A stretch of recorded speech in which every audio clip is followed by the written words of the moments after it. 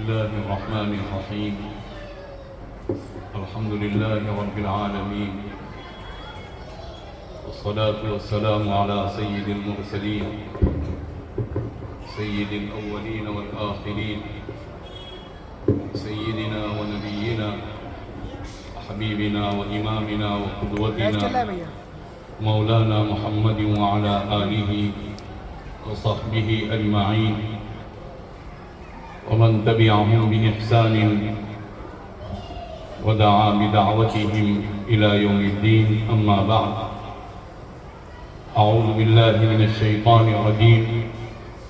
بسم الله الرحمن الرحيم. وأنزل عليك الكتاب والحكمة وعلمك ما لم تكن تعلم وكان فضل الله عليك عظيما.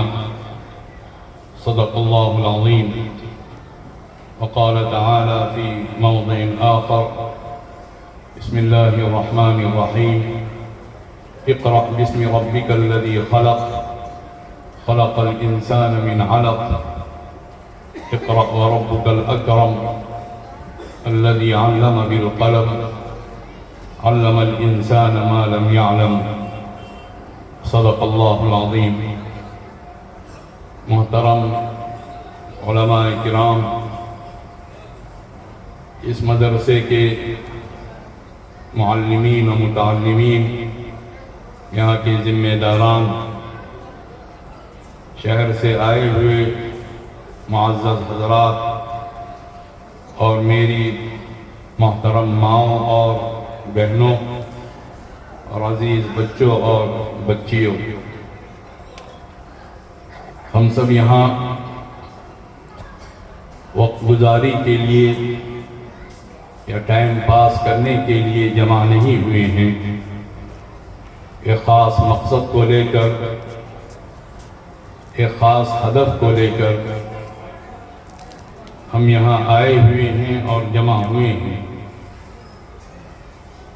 اس جلسے کے لیے جو عنوان متعین کیا گیا ہے وہ حقیقت میں دنیا کے تمام جلسوں کا عنوان ہے کہ قرآن کریم کا پیغام کیا ہے اور عصر حاضر میں تعلیم کی اہمیت اور تعلیم کی معنویت کیا ہے. اس سلسلے میں ایک پیغام سننے کے لیے اور پیغام دینے کے لیے، بلکہ صحیح الفاظ میں پیغام سمجھنے کے لیے ہم تمام کے تمام یہاں جمع ہوئے ہیں. لفظ تعلیم عربی زبان کا لفظ ہے. اس کا مطلب علم دینے کا ہے. علم یعلم، تعلیماً کا مطلب سکھلانا، علم دینا، کسی کو تعلیم دینا، کسی کو علم سے آراستہ کرنا. سب سے پہلے ہمیں اس پر غور کرنے کی ضرورت ہے کہ علم کیا ہے. اللہ رب العزت کے نزدیک علم کس چیز کا نام ہے، اور اس علم کے پانے کے بعد انسان کی زندگی میں کتنا بڑا انقلاب آنا چاہیے. علم کی بنیاد کیا ہے، علم کے اہداف کیا ہیں، علم کے مقاصد کیا ہیں، اور علم کے نتائج کیا مرتب ہوتے ہیں اور کیا مرتب ہونے چاہیے. جو پہلی وحی جو اللہ تعالیٰ نے اپنے رسول صلی اللہ علیہ وسلم پر اتاری، وہ پوری وحی علم، تعلیم، پڑھنے لکھنے، قلم کا استعمال کرنے اور سیکھنے سکھانے سے متعلق ہے. جو پہلی آیات اتری 5 یا 6 آیات، اس میں اللہ رب العزت نے یہ بات ارشاد فرمائی: اقرأ باسم ربک الذی خلق. پڑھیے اے محمد صلی اللہ علیہ وسلم اپنے رب کا نام لے کر جس نے پیدا کیا.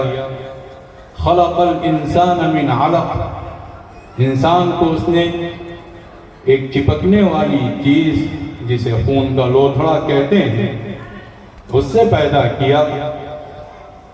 اقرأ وربک الاکرم، آپ پڑھیے اور پڑھتے جائیے۔ آپ کا رب بے پناہ نوازنے والا، بے انتہا بخشش فرمانے والا، بے انتہا کریم ہے۔ اور قرآن کریم میں اللہ رب العزت کی یہ صفت الاکرم صرف کسی جگہ آئی ہے۔ الذی علم بالقلم، جس نے قلم کے ذریعے سے سکھلایا۔ علم الانسان ما لم یعلم، انسان کو وہ سکھایا جو وہ جانتا نہیں تھا۔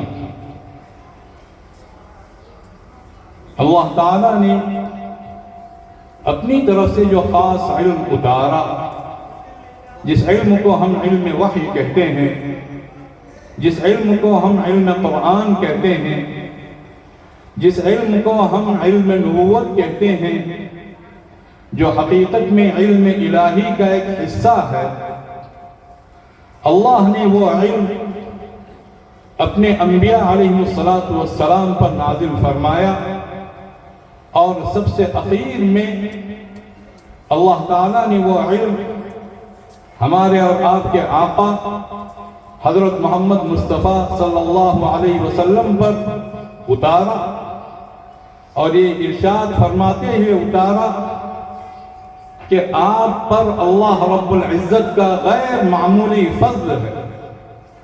اللہ نے یہ بات ارشاد فرمائی، وَأَنزَلَ عَلَيْكَ الْكِتَابَ وَالْحِكْمَةَ، اے محمد صلی اللہ علیہ وسلم، اللہ نے آپ پر کتاب اتاری، اللہ کی کتاب، اللہ رب العزت کی آخری کتاب قرآن کریم، جس کتاب کو ہم سرچشمہ علوم کہہ سکتے ہیں، جو منبع العلوم ہے، اور تمام کے تمام علوم اس کتاب سے ماخوذ ہیں، اور جو علم اس کتاب تک نہیں پہنچتا یا نہیں پہنچاتا، وہ علم اللہ رب العزت کے نزدیک بے وقعت ہے اور بے حیثیت ہے۔ اللہ نے آپ پر کتاب اتاری، والحکمہ، اور اللہ نے آپ پر حکمت اتاری۔ ہر وہ بات حکمت کہلاتی ہے جس کا جائز دنیاوی فائدہ ہو اور جس کا مطلقاً اخروی فائدہ ہو۔ حالات کو جاننا حکمت ہے، افراد کو پہچاننا حکمت ہے، قوموں کو جاننا، ان کے مزاج کو جاننا یہ حکمت ہے، اور ان تک صحیح بات کو پہنچانا سب سے عظیم الشان حکمت ہے، اور کس سے کس انداز سے بات کی جائے اور اس کو بات کس انداز سے سمجھائی جائے یہ حکمت ہے، صحیح بات کس طریقے سے پہنچائی جائے یہ بھی حکمت ہے۔ حکمت چالاکی کا نام نہیں ہے، حکمت ہوشیاری کا نام نہیں ہے، حکمت دھوکے بازی کا نام نہیں ہے۔ جس طرح لوگوں نے عقل مندی سمجھ لی ہے، کسی کو ٹھگا جائے، کسی کو دھوکہ دیا جائے، کسی کا رس کشید کیا جائے، کسی کو چھیلا جائے، اور کسی کو کسی نہ کسی حیثیت سے نقصان پہنچایا جائے اور اسے اپنی ہوشیاری سمجھا جائے، اس طرح کی جو ملعون اور منحوس چیزیں ہیں، غلیظ اور پلید چیزیں ہیں، یہ حکمت نہیں ہے۔ حکمت یہ ہے کہ کس کو کس طرح فائدہ پہنچایا جائے، قربانی کس طرح دی جائے، دوسروں کے لیے اپنے آپ کو کس طرح قربان کیا جائے، اور لوگوں کو صحیح راستہ کس طرح بتایا جائے، وہ حکمت اللہ تعالیٰ نے اے محمد صلی اللہ علیہ وسلم آپ پر اتاری ہے۔ اس کے بعد اللہ تعالیٰ نے تعلیم کی بات ارشاد فرمائی، اور یہ بات اللہ نے کہی، وَعَلَّمَكَ مَا لَمْ تَكُنْ تَعْلَمْ، اللہ نے آپ کو وہ سب سکھایا جو آپ جانتے نہیں تھے۔ جو علوم نبوت آپ صلی اللہ علیہ وسلم پر اتارے گئے، جو اخلاق نبوت آپ صلی اللہ علیہ وسلم پر نازل کیے گئے، جو علوم قرآن آپ صلی اللہ علیہ وسلم کو دیے گئے، پورا قرآن آپ پر منزل کیا گیا، یہ علم حقیقی ہے۔ وَعَلَّمَكَ مَا لَمْ تَكُنْ تَعْلَمْ وَكَانَ فَضْلُ اللَّهِ عَلَيْكَ عَظِيمًا، اور اے محمد صلی اللہ علیہ وسلم، اللہ کا آپ پر غیر معمولی فضل ہے، علم کی متعدد انداز سے تقسیمات کی جاتی ہیں۔ علم کی ایک تقسیم علم نافع اور علم غیر نافع سے، وہ علم جو فائدہ پہنچائے اور وہ علم جو فائدہ نہ پہنچائے، یہ تقسیم بھی درست ہے۔ اور بسا اوقات اس تقسیم کے پردے میں یہ بات کہی جاتی ہے یا کہنے کی کوشش کی جاتی ہے کہ علم دین اور علم دنیا یا عصری علوم اس طرح کی کوئی تفریق نہیں ہے، نہایت درجے واہیات اور غلط بات ہے۔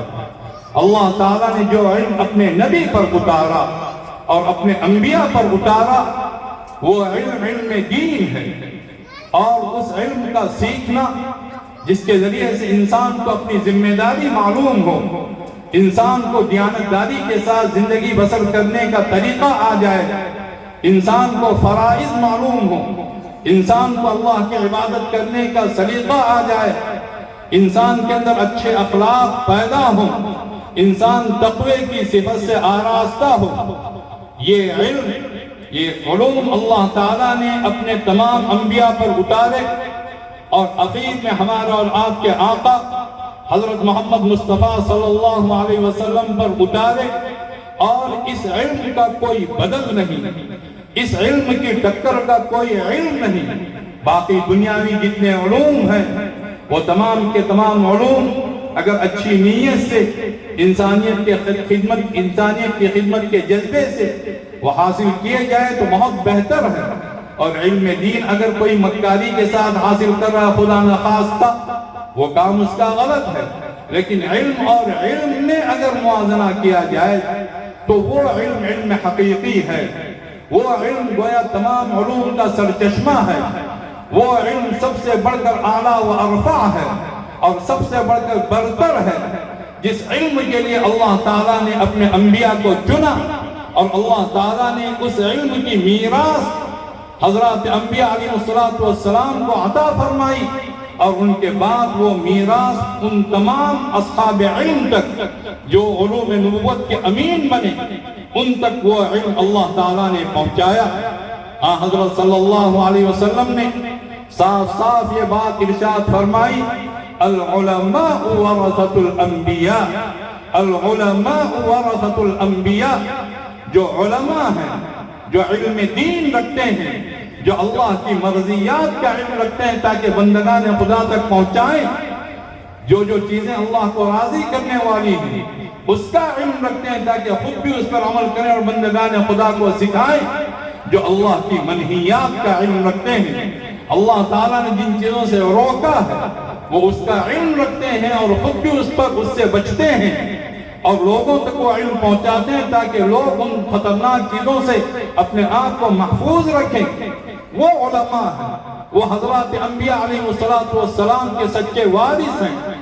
پھر حضرت صلی اللہ علیہ وسلم نے یہ بات ارشاد فرمائی، فَإِنَّ الْأَنْبِيَاءَ لَمْ يُوَرِثُوا دِينَارًا وَلَا دِرْهَمًا إِنَّمَا وَرَّثُوا الْعِلْمَ فَمَنْ أَخَذَهُ أَخَذَ بِحَظٍّ وَافِرٍ، کہ جتنے بھی انبیاء ہیں وہ دراہم اور دینار کا وارث نہیں بناتے ہیں، پیسوں کی میراث ان کی طرف سے تقسیم نہیں ہوتی ہے۔ حضرت جبریل علیہ السلام ممکن ہے کہ ہزاروں دفعہ اور یقینی بات ہے کہ سینکڑوں دفعہ حضرت صلی اللہ علیہ وسلم کے پاس آئے، جب بھی آئے اللہ کی طرف سے علم لے کر آئے، ایک دفعہ بھی اللہ کی طرف سے درہم اور دنانیر، دینار اور روپیوں اور پیسوں کی تھیلی لے کر نہیں آئے، جب بھی آئے اللہ کی طرف سے علم لے کر بندگان خدا کے لیے کیا بھلا ہے، بندگان خدا کے لیے کیا برا ہے، بندگان خدا کے لیے کیا صحیح ہے، بندگان خدا کے لیے کیا غلط ہے، یہ تمام معلومات لے کر جسے ہم علم الہی کہتے ہیں وہ علم لے کر آیا، اسی علم کی طرف حضرت صلی اللہ علیہ وسلم نے اشارہ فرمایا اور یہ بات ارشاد فرمائی کہ فَإِنَّ الْأَنْبِيَاءَ لَمْ يُوَرِثُوا دِينَارًا وَلَا دِرْهَمًا، حضرات انبیاء علیہ السلام درہم اور دینار کے وارث نہیں بناتے ہیں، انما ورثوا العلم، یہ علم کی میراث تقسیم کرتے اور علم کا وارث بناتے ہیں۔ فمن اخذه اخذ بحظ وافر، اور جس نے اس علم کو حاصل کیا اس نے بہت بڑے حصے کو حاصل کر لیا۔ گویا مطلب یہ ہوا جو اس علم سے محروم رہا باقی دنیا بھر کے علوم سے وہ آراستہ رہا، لیکن اسے معلوم ہی نہیں کہ دین کا تقاضا کیا ہے، اسے معلوم ہی نہیں کہ کھانے پینے کے آداب کیا ہیں، اسے معلوم نہیں رسول اکرم صلی اللہ علیہ وسلم کی سنتیں کیا ہیں، اسے معلوم نہیں قرآن کریم کی ہدایات کیا ہیں، اسے معلوم نہیں اللہ رب العزت کی مرضیات کیا ہیں، اسے معلوم نہیں اللہ تعالیٰ نے جن جن چیزوں سے منع کیا ہے، پھر اس نے کیا خاص علم حاصل کیا۔ تو علم جو اللہ تعالیٰ نے اپنے نبی صلی اللہ علیہ وسلم پر اتارا، اس علم کے امین بن جائیے، اس علم کے لیے اپنی جان کھپا دیجئے، اس علم کے لیے اپنے اوقات کو قربان کیجئے۔ اس کے علاوہ دوسرے جو علوم ہیں ان علوم کو حاصل کیجئے، وہ منع نہیں ہے، لیکن اگر ان علوم کے ذریعے سے تکبر، ان علوم کے ذریعے سے اگر اپنی بڑائی اس علم کے مقابلے میں جو اللہ کا اتارا ہوا علم ہے اگر یہ جذبات پیدا ہوئے تو پھر یاد رکھیے گا کہ نہ دین کے رہیں گے نہ دنیا کے رہیں گے۔ اللہ کے رسول صلی اللہ علیہ وسلم حضرات انبیاء علیہ السلام کی مخالفت جن لوگوں نے کی ہے ان میں بہت سارے لوگ ہیں، اہل ثروت نے، مالداروں نے مخالفت کی، اہل سیاست نے مخالفت کی، اور جو اپنے خاندانی تکبر میں مبتلا تھے ان لوگوں نے مخالفت کی۔ سب کے سب اس طرح رگڑ دیے گئے، اس طرح فنا کر دیے گئے، نہ نام رہا نہ نشان رہا۔ یاد رکھیے اہل علم نے بھی حضرات انبیاء علیہ السلام کی مخالفت کی۔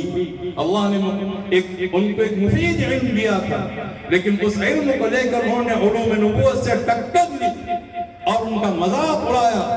نتیجہ یہ ہوا کہ اس طرح پیس کر رکھ دیے گئے کہ نہ ان کی کوئی حیثیت، نہ ان کا کوئی نام، نہ ان کا کوئی نشان باقی رہا۔ قرآن کریم کہتا ہے فَلَمَّا جَاءَتْهُمْ رُسُلُهُمْ بِالْبَيِّنَاتِ فَرِحُوا بِمَا عِندَهُمْ مِنَ الْعِلْمِ۔ لفظ علم کہتا ہے قرآن کریم، یہاں اچھی طرح سے کان کھول کر سن لیں۔ فَلَمَّا جَاءَتْهُمْ رُسُلُهُمْ بِالْبَيِّنَاتِ فَرِحُوا بِمَا عِندَهُمْ مِنَ الْعِلْمِ وَحَاقَ بِهِمْ مَا كَانُوا بِهِ يَسْتَهْزِئُونَ۔ جب اللہ کے رسول ان کے پاس، اپنی اپنی قوموں کے پاس، جن میں ممکن ہے بعض پڑھے لکھے لوگ بھی تھے، ان کے پاس اللہ کی نشانیاں لے کر پہنچے، جو اللہ کی آیات تھی، اللہ رب العزت کے احکامات تھے، اللہ رب العزت کی ہدایات تھی اور اللہ کی کتاب کی آیات تھی، تو ان لوگوں نے جن کو کچھ علم ملا تھا اپنے علم پر اترانے لگے، اپنے علم پر اکڑنے لگے اور مذاق اڑانے لگے کہ تمہارا کیا علم ہے، تمہارا کیا دین ہے، علم تو ہمارے پاس ہے۔ فَرِحُوا بِمَا عِندَهُمْ مِنَ الْعِلْمِ، پھر نتیجہ کیا ہوا؟ وَحَاقَ بِهِمْ مَا كَانُوا بِهِ يَسْتَهْزِئُونَ، کہ ان پر وہ چیز آن پڑی، اس مصیبت نے ان کو گھیرے میں لے لیا، مصیبت کے پھیر میں وہ جکڑ دیے گئے۔ جن چیزوں کا مذاق اڑاتے تھے وہی چیزیں حقیقت بن کر سامنے آئیں، اور جب اللہ کے عذاب کا کوڑا برس اٹھتا ہے تو پھر جتنے بھی اچھے ہیں جن کی جو بہت زیادہ اکڑ کر چلتے ہیں وہ سب کے سب بھوسا بن جاتے ہیں۔ جب اللہ کا عذاب انہوں نے دیکھا تو اس وقت ان کو خدا یاد آیا۔ قرآن کریم کہتا ہے فَلَمَّا رَأَوْا بَأْسَنَا قَالُوا آمَنَّا بِاللَّهِ وَحْدَهُ وَكَفَرْنَا بِمَا كُنَّا بِهِ مُشْرِكِينَ۔ جب انہوں نے ہمارے عذاب کو دیکھا اس کو چیخنے لگے، چلانے لگے، علم کا سارا تنتنا، علم کا سارا غرہ، علم کا سارا تکبر دماغ کی سڑی ہوئی نالیوں سے نکل گیا، اور انہوں نے یہ کہا آمنا باللہ وحدہ، ایک اللہ پر ہم ایمان لے آئے، وَكَفَرْنَا بِمَا كُنَّا بِهِ مُشْرِكِينَ، اور اللہ کے ساتھ جن جن کو ہم شریک کرتے تھے سب کو ہم نے ٹھکرا دیا۔ لیکن عذاب دیکھنے کے بعد میں پھر رات مار کر جہنم میں پھینک دیا جاتا ہے، پھر رات چیخے چلائے انسان اور ایمان لانے کا دعویٰ کرے، اس کا وہ دعویٰ اس کے منہ پر مار دیا جاتا ہے۔ اللہ نے بات ارشاد فرمائی فَلَمْ يَكُ يَنْفَعُهُمْ إِيمَانُهُمْ لَمَّا رَأَوْا بَأْسَنَا سُنَّةَ اللَّهِ الَّتِي قَدْ خَلَتْ فِي عِبَادِهِ وَخَسِرَ هُنَالِكَ الْكَافِرُونَ۔ جب انہوں نے ہمارے عذاب کو دیکھ لیا تو ان کا ایمان ان کے کچھ کام نہیں آ سکا. فَلَمْ يَكُ يَنْفَعُهُمْ إِيمَانُهُمْ لَمَّا رَأَوْا بَأْسَنَا سُنَّتَ اللَّهِ الَّتِي قَدْ خَلَتْ فِي عِبَادِهِ. یہ اللہ کی سنت ہمیشہ جاری رہی ہے. جب تک ایمان بالغیب کا معاملہ ہے وہ ایمان قبول ہے، اور عذاب دیکھنے کے بعد اور اللہ کی طرف سے کوڑے برسائے جانے کے بعد اور موت کو اپنی نگاہوں کے سامنے دیکھنے کے بعد پھر کوئی ایمان لاتا ہے، وہ ایمان قابل قبول نہیں ہے. سنت اللہ التي قد خلت فی عبادی وخسر هنالک الکافرون. یہاں پہنچ کر خدا کے جو منکر ہیں، جو خدا کے باغی ہیں، اور ان میں وہ تمام متکبرین بھی ہیں جو تکبر سے اپنی ناک اونچی رکھتے تھے اور اللہ رب العزت کے علم کے مقابلے میں اپنے علم کو رکھتے تھے، ان کی ناک اتنی رگڑ دی جائے گی، اس قدر گھس دی جائے گی کہ کوئی وجود تک اس کا باقی نہیں رہے گا. اور ایسے منکر یہاں پہنچ کر ہمیشہ کے لیے سب کچھ کھو دیں گے، تباہ و برباد ہو جائیں گے. علم کا دعویٰ قارون نے بھی کیا تھا، جس کو اللہ تعالیٰ نے اس پر کچھ احسان کیا، کچھ اسے پیسے ملے، کچھ مال ملا، اور قارون کے ساتھ رہنے والے جو اللہ کے اچھے بندے تھے انہوں نے اسے نصیحت کی اور یہ بات کہی، احسن کما احسن اللہ الیک ولا تبغ الفساد فی الارض ان اللہ لا يحب المفسدین. اے قارون، اللہ نے تیرے ساتھ جو احسان کیا ہے، بندگان خدا کے ساتھ بھی احسان کر، زمین میں فساد برپا مت کر. پیسے آتے ہیں تو دماغ کے خراب ہونے میں دیر نہیں لگتی ہے، اور آدمی کو طرح طرح کی خرابیاں اور طرح طرح کی گویا بدتمیزیاں سوجنی شروع ہو جاتی ہیں. قارون بھی اسی طرح کا ایک نالائق اور نکما تھا. اس سے کہا اس کی قوم نے، وہ بنی اسرائیل سے تھا، اب موسیٰ علیہ السلام کی قوم سے تھا، وَلَا تَبْغِ الْفَسَادَ فِي الْأَرْضِ ان اللہ لا يحب المفسدین. اللہ رب العزت کو نفرت ہے فساد برپا کرنے والوں سے. اس نے جو حوالہ دیا اپنی دولت کے لیے، علم کا حوالہ دیا. قال انما اوتیتہ علی علم عندی، انما اوتیتہ علی علم عندی. کہنے لگا کہ جو کچھ مجھے ملا ہے، میرے پاس جو علم ہے، میرے پاس جو قابلیت ہے، میرے پاس جو ذہانت ہے، یہ تمام چیزیں اس کے دائرے میں آ جاتی ہیں کہ میری جو حیثیت جو کچھ بنی ہے، میری قابلیت کی بنیاد پر، میرے علم کی بنیاد پر وہ چیز مجھے ملی ہے. تو علم نے اسے اللہ کا شاکر اور اللہ کا شکر گزار بندہ نہیں بنایا، متکبر بن گیا. اور جب بن گیا تو اپنے تکبر سمیت، اپنے مال اور اسباب سمیت، اپنی دولت سمیت، اپنے جاہ و حشم سمیت زمین میں دھسا دیا گیا. اور اس طرح دھسا دیا گیا کہ قارون کا کوئی نام و نشان نہیں، اور جہنم رسید کر دیا گیا ہوگا. اس کے علاوہ اللہ رب العزت کے لیے، اللہ رب العزت کی طرف سے اس کے لیے کوئی اور بدلہ نہیں تھا. متکبرین کے لیے اللہ کی طرف سے یہی بدلہ رکھا جاتا ہے. جس کے دل میں ذرہ برابر تکبر ہو وہ جنت کی خوشبو تک نہیں سونگھ سکے گا. فرمان نبوت علی صاحبہا الصلاۃ والسلام ہے. اسی طرح عام انسان کی جو بات کہی گئی، فَإِذَا مَسَّ الْإِنسَانَ ضُرٌّ دَعَانَا، انسان کا حال یہ ہے، بدتمیز قسم کا جو انسان ہے، واہیات اور پلید قسم کے جو انسان ہوتے ہیں، ان کی مثال اللہ تعالیٰ نے پیش فرمائی. فَإِذَا مَسَّ الْإِنسَانَ ضُرٌّ دَعَانَا، جب ایسے انسان کو کوئی تکلیف پہنچتی ہے تو پھر دعاؤں کی کوئی حد نہیں، ہر وقت ہاتھ اللہ کے سامنے کھڑے رہے، اللہ ہمیں دے دے، ہماری مصیبت چھڑا دے، ہمیں بہرحال اس مصیبت سے نجات دے. یہ اس طرح دعائیں کرتا ہے. لیکن چونکہ اللہ رب العزت سے تعلق نہیں ہے، وہ اپنی منفعت کا بندہ، اپنی غرض کا بندہ، اپنے فائدے کا بندہ ہے. جس طرح حضور اکرم صلی اللہ علیہ وسلم نے بات ارشاد فرمائی، تعس عبد الدینار وعبد الدرہم والقطیفۃ والقمیصہ ان اعطی رضی وان لم یعط لم یرضى، کہ برباد ہو گیا، ہلاک ہو گیا دینار کا بندہ، درہم کا بندہ، اچھی چادروں کا بندہ، عمدہ کپڑوں کا بندہ، اس کی پوجا کر رہا ہے کمبا. اور جب اسے کچھ ملتا ہے بہت خوش ہو جاتا ہے، اور نہیں ملتا ہے تو ناراض ہو جاتا ہے، اللہ سے ناراض ہو جاتا ہے. اس طرح کے انسان کی مثال اللہ پیش فرما رہا ہے کہ دعانا، بہت دعائیں کرتا ہے. ثم اذا خولناه نعمتا منا، پھر جب ہم اپنی طرف سے اسے کوئی نعمت دیتے ہیں، اس کی اس مصیبت کو دور کر دیتے ہیں، پھر دماغ کے اندر وہی کیڑے تکبر کے بلبلانے لگتے ہیں، اور وہ یہ کہتا ہے انما اوتیتہ علی علم، وہ اللہ کا فضل کہاں ہوا؟ اپنی ساری دعائیں بھول گیا، اب کچھ مل گیا تو اس بنیاد پر وہ بکنے لگتا ہے کہ مجھے جو علم ملا ہے، میری جو قابلیت تھی، میری جو ذہانت تھی اور میری جو حیثیت تھی، اس بنیاد پر مجھے جو کچھ ملا ہے، اللہ کہتا ہے بل ہی فتنہ، اس طرح نہیں ہے، اسے جو ملا ہے اس کے لیے ایک آزمائش ہے، وہ فتنے میں پڑ رہا ہے، لیکن اکثر لوگ جانتے نہیں ہیں۔ تو علم اس کے مقصد کو جان لیں۔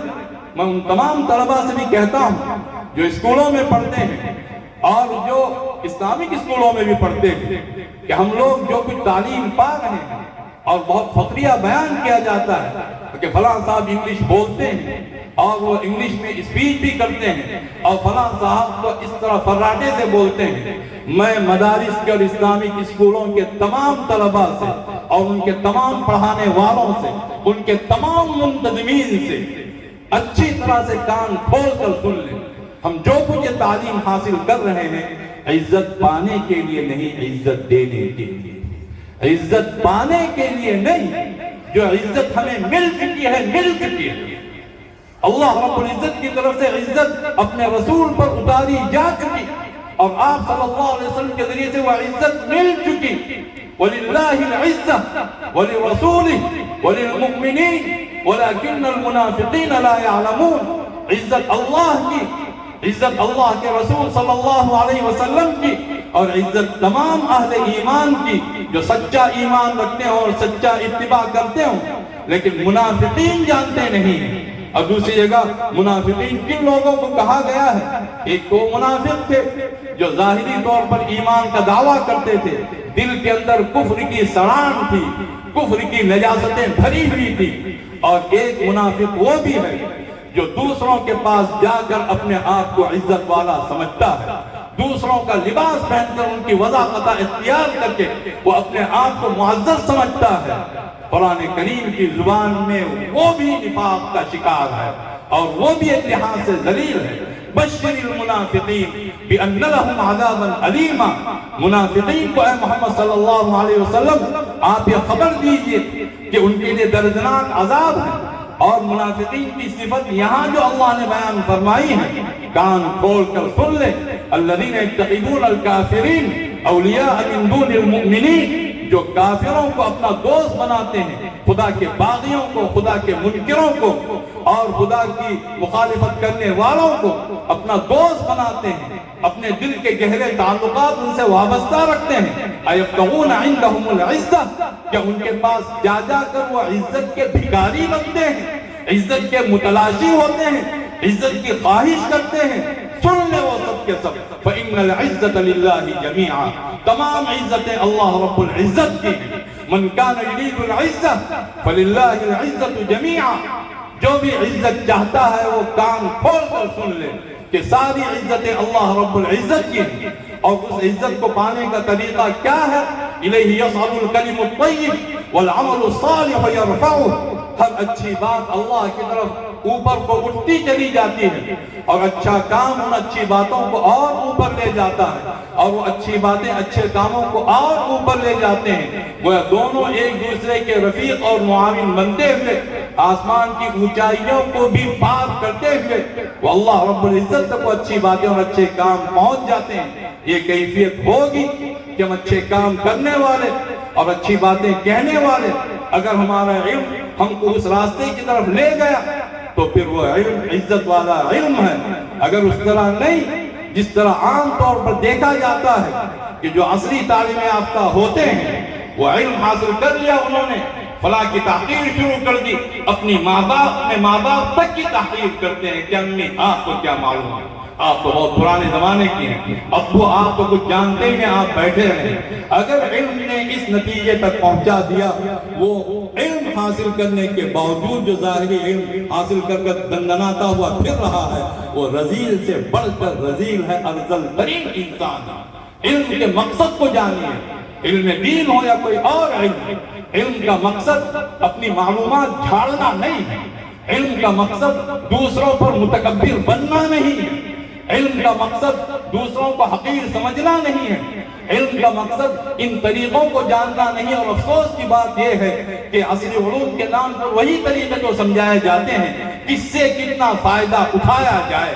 کس سے کتنا رس کشید کیا جائے، کس کو کس طرح نچوڑا جائے۔ جس طرح گنے کو پیل دیا جاتا ہے اس طرح کس سے کس طرح نچوڑ کر اس کا رس ہم ہڑپ کر لیں، یہی تو چیز۔ منفعتیں کیا ہیں، اور گویا کہ ہم فقیر ہیں، ہم بھکاری ہیں، اور لوگوں سے منفعتیں لی جائیں، یہی تو چیزیں سکھائی جاتی ہیں۔ علم کا مقصد فائدہ لوٹنا نہیں ہے، علم کا مقصد فائدہ پہنچانا ہے، علم کا مقصد احسان لینا نہیں، علم کا مقصد احسان کرنا ہے، علم کا مقصد حسن سلوک ہے، علم کا مقصد انسانیت ہے، علم کا مقصد بندگان خدا کے کام آنا ہے۔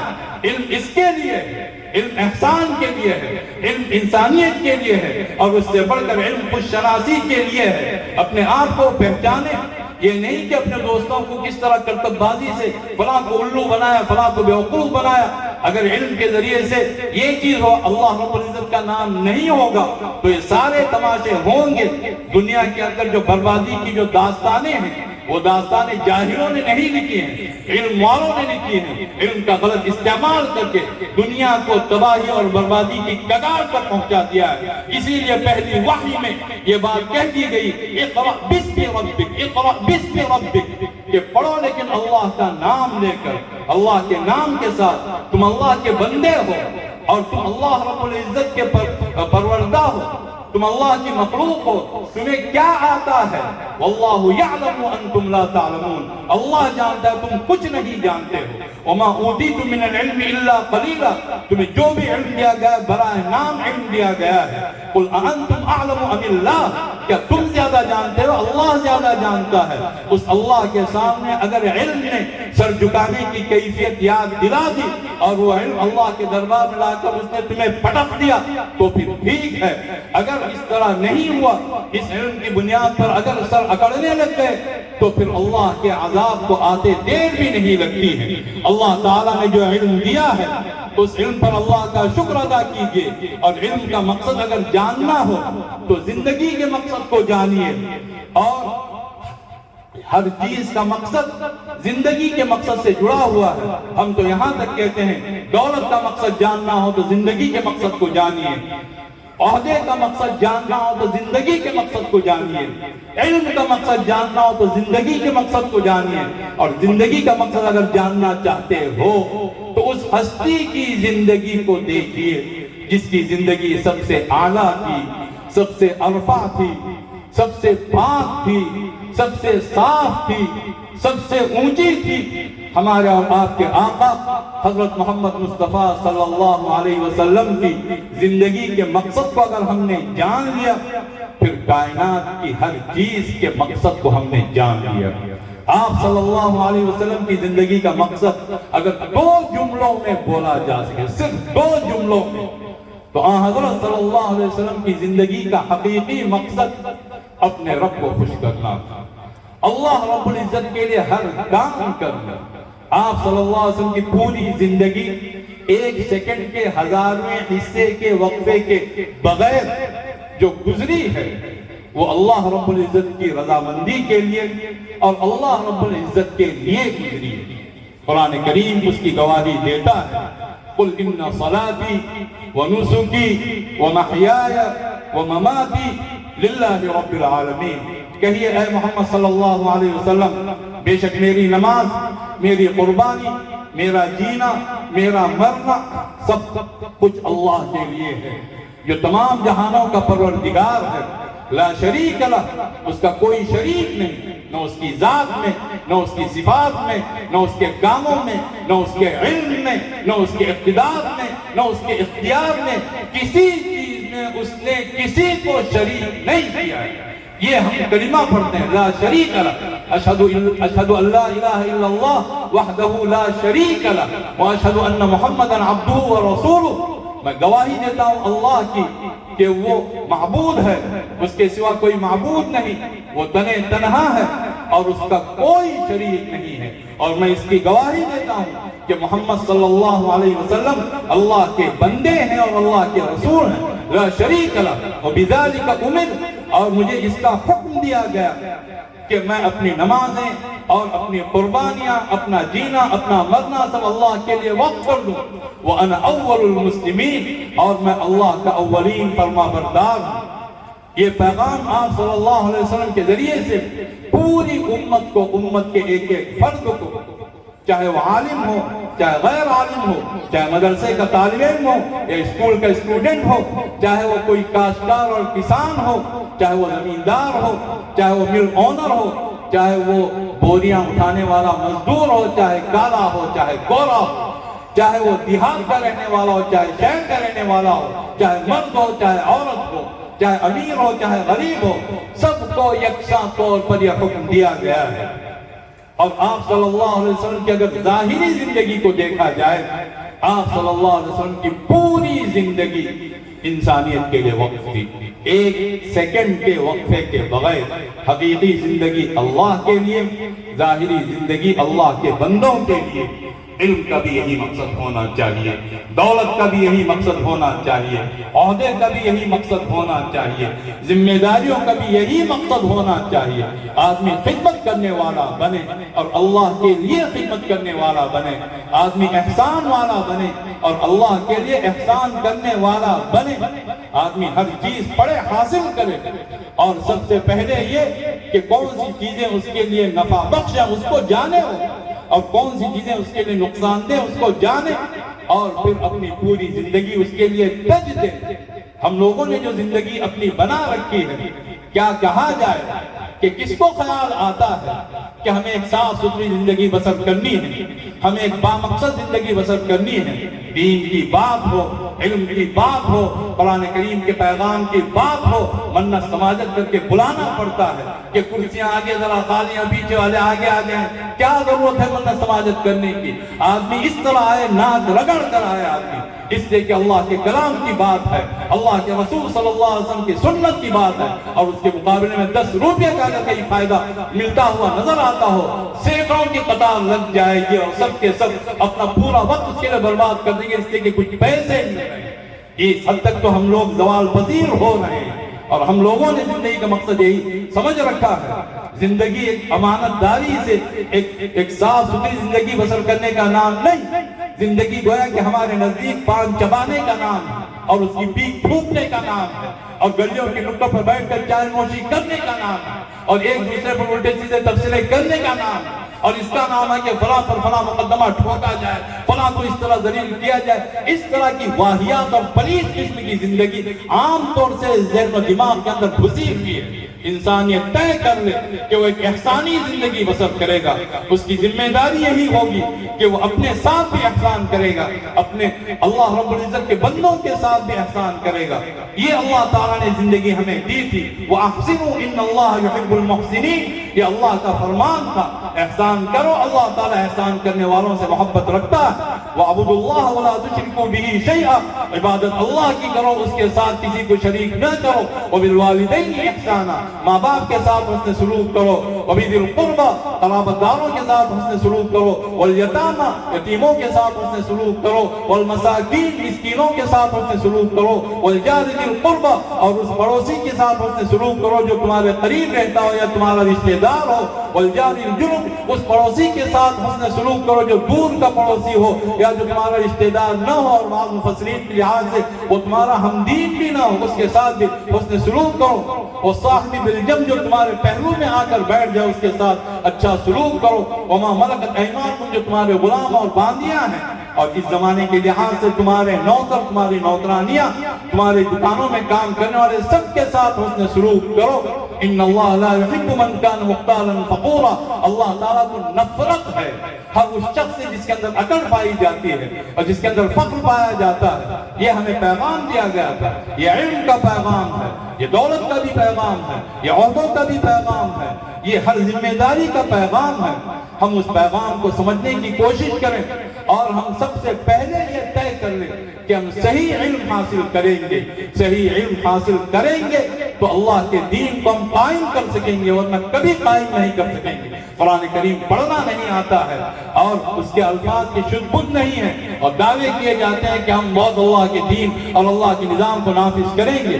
اللہ کا کلام جس طرح اس سے پہلے مولانا نے بتایا، اللہ کا کلام اس لیے ہے کہ اس کو پڑھا جائے اور اس کو تجوید کے ساتھ پڑھا جائے اور اس کو اچھے انداز سے پڑھا جائے۔ ہم تو یہاں تک کہتے ہیں جس کسی کو اللہ نے اچھی آواز دی، اور یہ پورا علاقہ ماشاءاللہ یہاں بچے اور جتنے بھی ہیں ان کی آواز بہت حد تک اچھی آواز ہے، جسے اللہ نے اچھی آواز دی وہ اللہ کے کلام کو چھوڑ کر نظمیں اور غزلیں گنگناتا پھرتا ہو یا گانے گاتا ہو خدا نخواستہ، وہ اللہ رب العزت کا ناشکرہ ہے۔ جس کسی کو اللہ نے ذہن دیا اور اپنے ذہن سے دنیا بھر کے خرافات اور بہت تگڑم بازی کرتا رہتا ہو، لیکن اللہ کے کلام کو اخذ کر کے اپنی ذہانت کا استعمال اس میں نہیں کرتا ہو، وہ اللہ کا ناشکرہ ہے۔ ہر صلاحیت پر، ہر بھلائی پر سب سے پہلا اور سب سے آخری حق اگر ہے اللہ کا، اللہ کی کتاب کا، اللہ کے رسول صلی اللہ علیہ وسلم کا، وہ حق، اس حق کو سمجھیے۔ ہمیں جو کچھ صلاحیتیں دی گئی ہیں، کیا اس کے لیے دی گئی ہیں کہ ہم الٹی سیدھے کاموں کے اندر اپنے آپ کو تباہ کریں اور برباد کریں؟ صلاحیتیں اس کے لیے دی گئی ہیں تاکہ اللہ تعالیٰ نے اپنا جو دین اتارا، اپنا جو پیغام اتارا، اپنا جو قرآن اتارا، اس میں ہم اپنی صلاحیتوں کو کھپا دیں۔ اچھی آواز ہو تو اچھی آواز کو اللہ کی کتاب کا خادم بنائیے۔ لیس منا من لم یتغن بالقرآن، اور وہ شخص ہم میں سے نہیں ہے جو قرآن کریم کو گویا تغنی کے ساتھ، بہت لحن کے ساتھ، اچھے انداز سے نہ پڑھے۔ انگلش بولنا ہو، American style, British style, Australian style, اس طرح کیا کیا ہے، اس کی نوٹ پلک درست کی جائے گی۔ اور قرآن کریم پڑھنا ہو تو چاہے جس زبان میں بھی پڑھے، نہ تجوید کی کوئی ضرورت، نہ اچھے انداز سے پڑھنے کی ضرورت، نہ اس کے مخارج کو جاننے کی ضرورت۔ اس حد تک تو ہم گویا کہ ایک پستیوں میں اترے ہوئے ہیں۔ کیا ہماری ذمہ داری نہیں ہے کہ ہم اپنے دین کے تعلق سے غور کریں، اللہ اور اس کے رسول کی اطاعت کے تعلق سے غور کریں؟ وَأَطِيعُوا اللَّهَ وَأَطِيعُوا الرَّسُولَ وَاحْذَرُوا، قرآن کریم کہتا ہے اللہ کا کہنا مانو، رسول اللہ صلی اللہ علیہ وسلم کا کہنا مانو، اور دیکھو ہوشیار رہو۔ ہوشیار کن چیزوں سے کیا جاتا ہے؟ جس کے پاس بڑی دولت ہو اسے ہوشیار کیا جاتا ہے۔ اتنی عظیم دولت کے ہوتے ہوئے ہم اللہ کے کلام کا حق ادا کرنے کی سوچے تک نہیں، اور اللہ کے کلام کے پڑھنے کے تعلق سے جو کہ اس کا پہلا مرحلہ ہے، اور اس سے پہلے والا مرحلہ سیکھنے کا ہے۔ ایک چپل بھی کسی کی ٹوٹ جاتی ہے، جو جوتا سلتا ہے اس کے پاس آدمی کھڑا رہتا ہے اور شرمندگی محسوس نہیں کرتا ہے، لیکن اللہ کے کلام کو پڑھنا ہماری اتنی عمر ہوتی ہے کہ کیا پڑھا جائے، عمر کے جس مرحلے میں بھی ہوں، لیکن اللہ کی کتاب کو پڑھنے والے بنیے، اور جو کچھ حفاظ کرام ان کے پاس جائیے، ان کی منت سماجت کیجئے، ان کے ہاتھ تھامیے اور ان سے کہیے کہ للہ ہمیں جو ہے قرآن کریم کا درس دیں، ہمیں اللہ کی کتاب سکھائیے، ہمیں اللہ کی کتاب کو پڑھنا سکھائیے، ہمیں دین کو اختیار کرنے کا سلیقہ ہمیں سکھائیے۔ تو جتنے بھی بچے ہیں، بڑے ہیں، مرد ہیں، خواتین ہیں، وہ قرآن کریم کے وہ حلقے قائم کیے جائیں، جس میں سب سے پہلا حلقہ یہ ہو کہ اللہ کی کتاب کو ہم صحیح پڑھنے والے، پھر اللہ رب العزت کے فضل و کرم سے اسے اچھا پڑھنے والے ہم بن جائیں، اور اس سے پہلے اپنے دل کو اس طرح پاک و صاف کر لیں کہ دلوں کے اندر نہ کسی قسم کی کوئی قدورت ہو، نہ کسی قسم کا کوئی بغض ہو، نہ نفرت ہو۔ اللہ کا کلام انہی دلوں کو جھانکتا ہے۔ حدیث پاک میں بات آتی ہے نزلت الامانۃ فی جذر قلوب الرجال ثم نزل القرآن فعلموا من الکتاب وعلموا من السنہ۔ سب سے پہلے امانت داری دل میں اتاری گئی، وہ ایمان کی شکل میں، رسول اکرم صلی اللہ علیہ وسلم کی دعوت کی شکل میں، دین کی قدر کی شکل میں امانت داری اتاری گئی، اور دل پاک ہو گئے۔ اللہ کی طرف سے قرآن کریم نازل ہونا شروع ہوا تو حضرات صحابہ کرام نے اللہ کی کتاب کو بھی سیکھا، رسول اکرم صلی اللہ علیہ وسلم کی سنت کو بھی سیکھا، پھر دنیا نے دیکھا کہ پورے عالم پر وہ چھا گئے۔ اپنے دلوں کو پاک کیجئے، اپنے دلوں کو صاف کیجئے، ہر قسم کی لڑائی جھگڑے سے، ہر قسم کی عداوتوں سے۔ بہت سارے معاملات میں ایک دوسرے دشمنی رہتے ہیں، برادری کے نام پر تو سب جڑ جاتے ہیں۔ ہزار برادریوں سے بڑھ کر جو برادری ہے وہ اسلامی برادری ہے، وہ دینی برادری ہے، وہ اللہ و رسول صلی اللہ علیہ وسلم کے قائم کی ہوئی برادری ہے۔ اس نام پر ایک دوسرے کے ساتھ تعلق قائم کیجئے اور اللہ کے دین کو سیکھیے اور سکھائیے، اللہ کے کلام کو سیکھیے۔ والذین کفروا بعضهم اولیاء بعض، جو خدا کے منکر اور باغی ہیں وہ تو ایک دوسرے سے گہرا تعلق رکھتے ہیں. الا تفعلوا تکن فتنة فی الارض وفساد کبیر. اے مومنو اگر تم نے اس طرح کا تعلق قائم نہیں کیا تو زمین میں فتنہ بھی برپا ہوگا اور زمین میں بہت بڑا فساد برپا ہو کر رہے گا. تو ان تمام چیزوں کو دوسرے تیسرے درجے میں رکھیے, خدا کے دین کو آگے رکھیے, خدا کے کلام کو, اللہ کے رسول صلی اللہ علیہ وسلم کی ذات اطہر کو, آپ صلی اللہ علیہ وسلم کی سیرت و سنت کو, آپ صلی اللہ علیہ وسلم کی مبارک احادیث کو سامنے رکھیے اور ایک دوسرے سے جڑیے ایمانی بنیادوں پر, اخلاقی بنیادوں پر, قرآنی بنیادوں پر, رسالت مآب صلی اللہ علیہ وسلم کی بنیادوں پر اور اللہ رب العزت کی مرضیات کی بنیادوں پر, اور اللہ کے کلام کو سیکھنے والے بنیے. پھر اللہ کے کلام پر غور کرنے والے, اللہ کے کلام پر عمل کرنے والے, جو اس کا عظیم ترین شعبہ ہے وہ عمل کیا جائے. قرآن کریم نیوٹرل نہیں ہے, یاد رکھیے گا. فلاں ہو ٹھیک ہے, ہمیں اس سے کیا لینا دینا یہ نہیں, اس کا تو ہر ایک سے لینا دینا ہے, یا تو دے گا یا پھر لے گا, کوئی تیسری چیز نہیں ہے. اللہ کے کلام کی عظمت ہوگی اور اللہ کے کلام کے ساتھ تعلق ہوگا تو قرآن کریم دے گا, اگر نہیں ہوگا تو قرآن کریم لے گا. وَنُنَزِّلُ مِنَ الْقُرْآنِ مَا هُوَ شِفَاءٌ وَرَحْمَةٌ لِّلْمُؤْمِنِينَ وَلَا يَزِيدُ الظَّالِمِينَ إِلَّا خَسَارًا. قرآن ہم اتار رہے ہیں جو کہ شفا بھی ہے اور رحمت بھی ہے اہل ایمان کے لیے. اور یہاں تک اللہ نے بات مکمل نہیں فرمائی, اگلی بات بھی ارشاد فرمائی, یہ قرآن ظالموں کی تباہی اور بربادی میں مسلسل اضافہ کرتا رہے گا. يضل به كثيرا ويهدي به كثيرا وما يضل به الا الفاسقين. قرآن اور قرآنی مثالوں کے ذریعے اللہ بہت ساروں کو گمراہ بھی کرتا ہے اور بہت ساروں کو ہدایت بھی دیتا ہے, لیکن گمراہ اللہ ان کو کرتا ہے جن کے اندر فسق و فجور ہوتا ہے, جن کے اندر گنہگاری ہوتی ہے, بدکرداری ہوتی ہے, ظلم ہوتا ہے, یا ناحق کسی کا مال ہڑپ کرنے کا جذبہ ہوتا ہے, یا عمل انہوں نے وہ کیا ہوتا ہے, جن کے اندر جھوٹ ہوتا ہے. قرآن کریم نے صاف کہہ دیا الا لعنت اللہ علی الکاذبین الا لعنت اللہ علی الظالمین. ظالموں پر اللہ کی لعنت اور جو جھوٹے ہیں ان پر اللہ کی لعنت. پھر آدمی اگر اس طرح کا کام کر رہا ہو تو قرآن کریم غیر متعلق نہیں ہوگا, یا تو وہ ثواب پہنچائے گا یا وہ ہدایت کے راستے کھولے گا, اور اگر کوئی متوجہ نہیں ہوا تو وہ سزا بھی دے گا. اللہ تعالیٰ جس طرح اپنا کلام کھولنا جانتا ہے, میرے بھائیوں, میرے بزرگوں, میرے عزیزوں اور میری ماں اور بہنوں, اللہ رب العزت اپنے کلام کو بند کرنا بھی جانتا ہے. بہت ہی ڈرنے کی بات ہے, اللہ جس طرح اپنا کلام کھولنا جانتا ہے اللہ اپنا کلام بند کر دیتا ہے کہ تمہیں نہیں دیں گے, جاؤ مرو. یہ اللہ یہ بھی جانتا ہے اور یہ بھی کرتا ہے.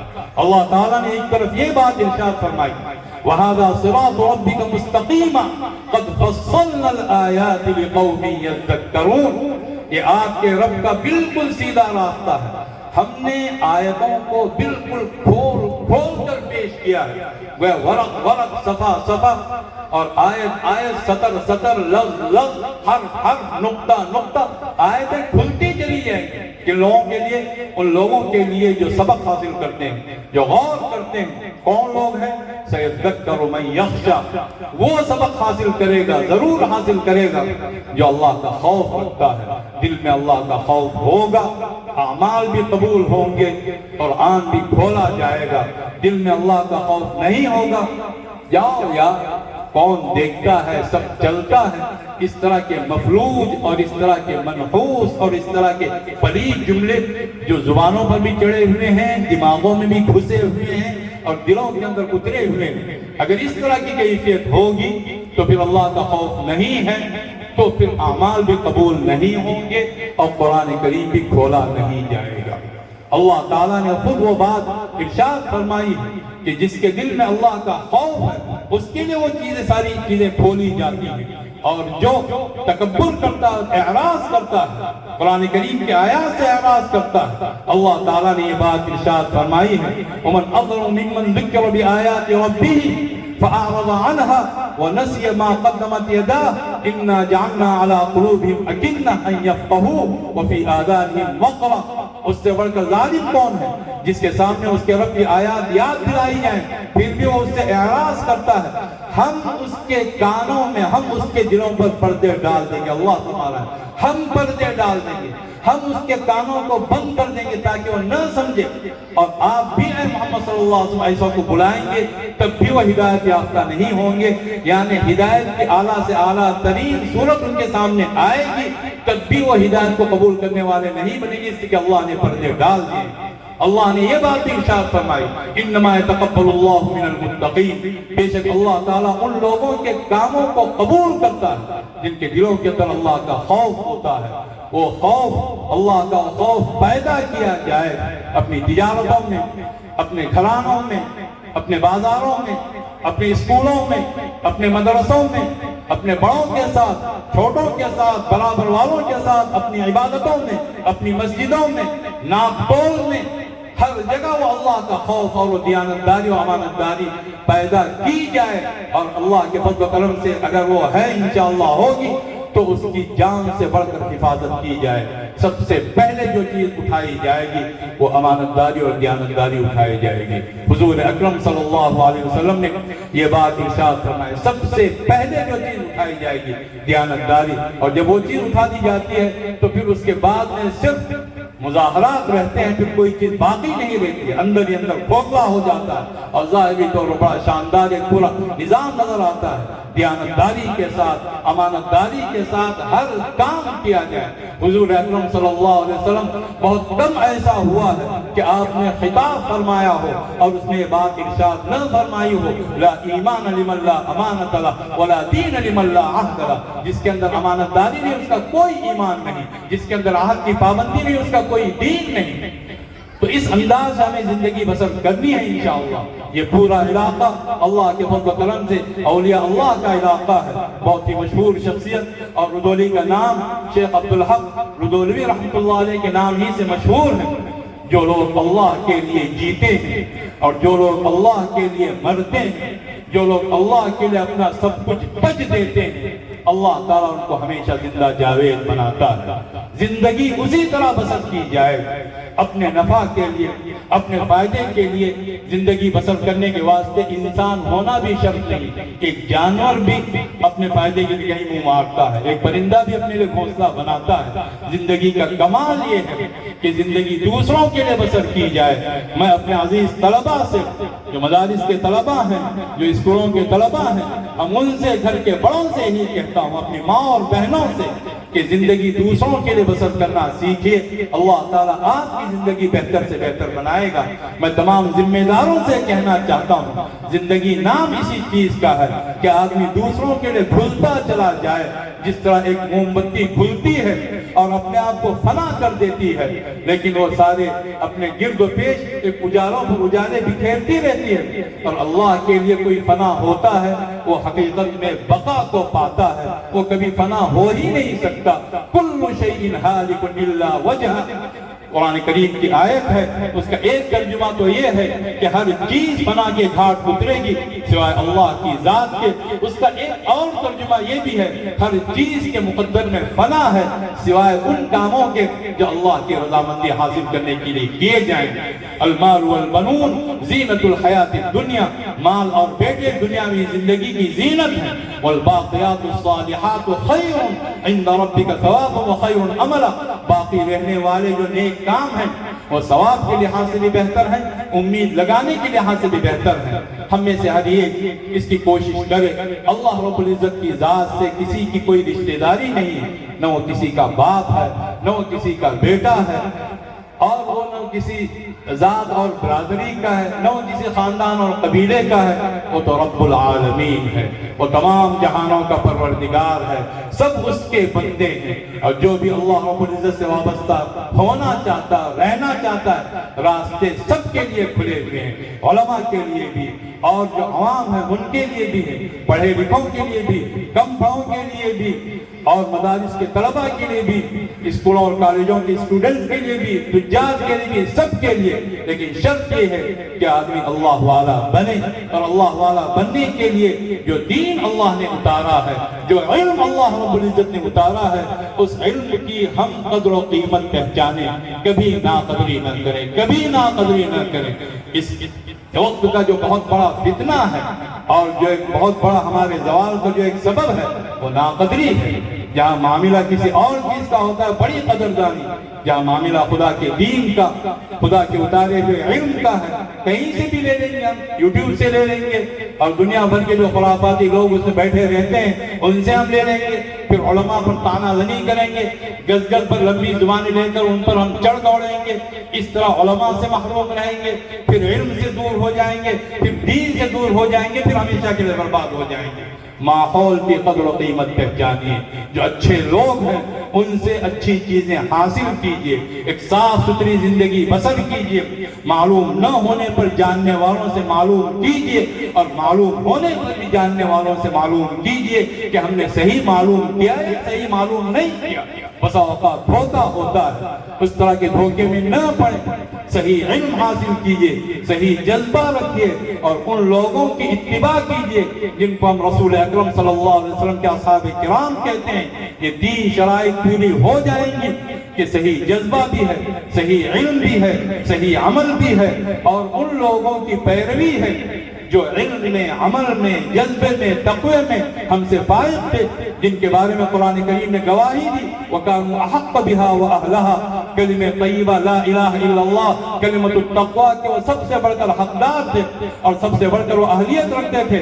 ہم ان کو فالو کریں گے، ہم ادھر ادھر کی باتوں میں نہیں جائیں گے. اور جو ایک سلسلہ چلا آ رہا ہے آپ صلی اللہ علیہ وسلم کے ذریعے سے، آپ کے صحابہ کے ذریعے سے، پھر اس کے بعد تابعین اور تبع تابعین کے ذریعے سے جو دین ملا ہے، جو دینی شعور ملا ہے، جو دینی احکام ملے ہیں، جو دینی مزاج ملا ہے، جو دینی کیفیات ملی ہیں، ان تمام کیفیات کو ہم اسی طریقے سے اخذ کرنے والے بنیں گے.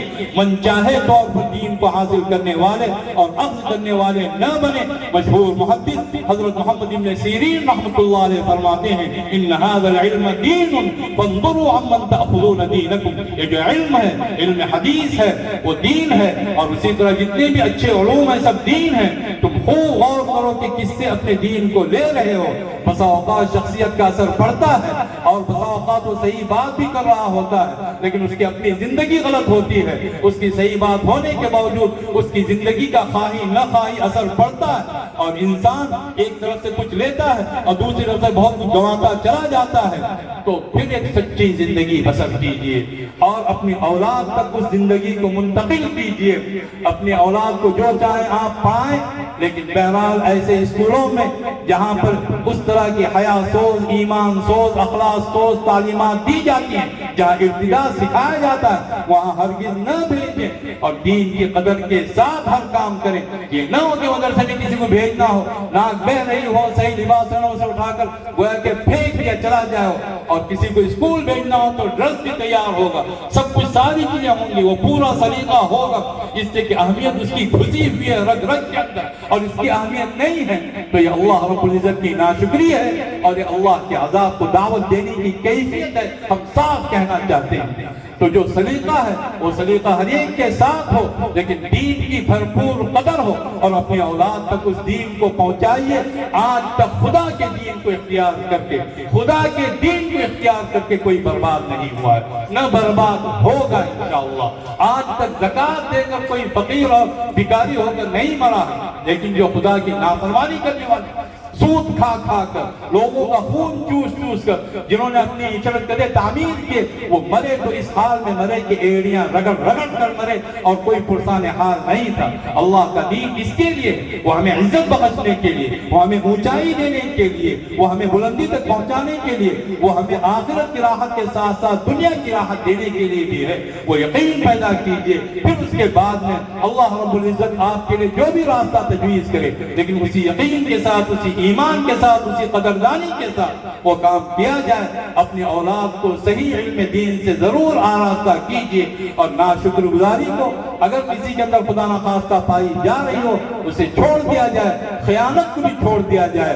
دغابازی اندر ہی اندر انسان کے دل کو مست کر کے رکھ دیتی ہے. آدمی اگر امانت دار ہوگا، آدمی اگر شکر گزار ہوگا، اللہ رب العزت کی حمایت بھی نصیب ہوگی، اللہ کی مدد بھی آئے گی، اور اللہ تعالیٰ طرفداری فرمائے گا. اور اسی بات پر اپنی بات مکمل کرتے ہیں. ان اللہ یدافع عن الذین آمنوا ان اللہ یدافع عن الذین آمنوا ان اللہ لا یحب کل خوان کفور.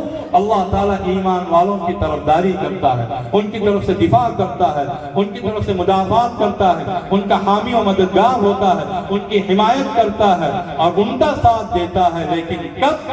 اللہ تعالیٰ کو نفرت ہے ہر اس شخص سے جس کے اندر دغابازی پائی جاتی ہے اور جس کے اندر ناشکر گزاری پائی جاتی ہے. دین کے تعلق سے آخری درجے کے شکر گزار بنے اور اپنی امانت اور دیانت کے تعلق سے آخری درجے کے امانت دار اور دیانت دار بنے. ہم اللہ رب العزت کا شکر ادا کرتے ہیں کہ اس کے نام پر یہاں جمع ہونا ہوا اور ایک عظیم مقصد کے لیے یہاں جمع ہونا ہوا.